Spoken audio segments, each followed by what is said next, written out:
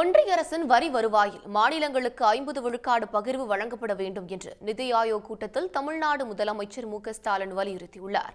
மாநிலங்களுக்கான நிதியை போராடி வாதாடி பெறும் நிலை கூட்டாட்சி இந்தியாவுக்கு அழகல்ல என்றும் பிரதமர் மோடி முன்னிலையில் அவர் பகிரங்கமாக விமர்சித்துள்ளார்.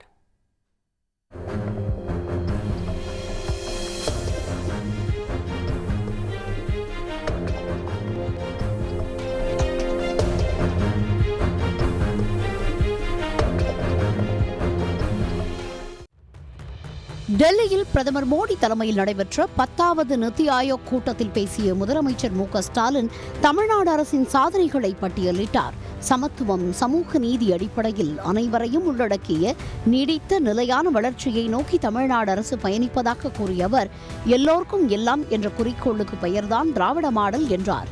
ஒன்றிய அரசின் வரிகளிலிருந்து மாநிலங்களுக்கு வழங்கப்படும் வரி வருவாய் பகிர்வு 15வது நிதிக்குழுவால் 41% உயர்த்தப்பட்ட போதும் தற்போது 33.16% வரி பகிர்வு மட்டுமே வழங்கப்படுவதாக முதலமைச்சர் குறிப்பிட்டார்.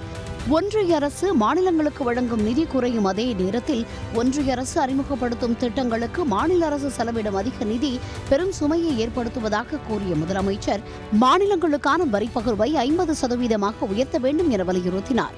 மாநிலத்திற்கு கிடைக்க வேண்டிய நிதியை எப்போதும் போராடி வாதாடி வழக்கு போட்டு பெற வேண்டிய நிலை இருப்பது கூட்டாட்சிக்கு அழகல்ல என்று அதிருப்தியை வெளிப்படுத்திய முதலமைச்சர் தமிழ்நாடு உள்ளிட்ட மாநிலங்களுக்கு பாகுபாடின்றி ஒன்றிய அரசு நிதி வழங்க வேண்டும் என கேட்டுக்கொண்டார். PM ஸ்ரீ திட்டத்தில் கையெழுத்திடவில்லை என கூறி தமிழ்நாட்டிற்கு 2200 கோடி கல்வி நிதியை நிறுத்தி வைத்துள்ளதால் அரசு பள்ளி மற்றும் கல்வி உரிமை சட்டத்தில் படிக்கும் மாணவர்கள் பாதிக்கப்படுவதாக குறிப்பிட்ட அவர் ஒருதலைபட்சமான நிபந்தனையின்றி உடனடியாக நிதியை வழங்க வேண்டும் என வலியுறுத்தினார். தூய்மையான கங்கை திட்ட பாணியில் காவிரி, வைகை, தாமிரபரணி ஆறுகளை தூய்மைப்படுத்தும் திட்டம் தேவை என்றும் அந்த திட்டங்களின் பெயர்கள் ஆங்கிலத்தில் இருக்க வேண்டும் என்றும் முதலமைச்சர் வலியுறுத்தியுள்ளார்.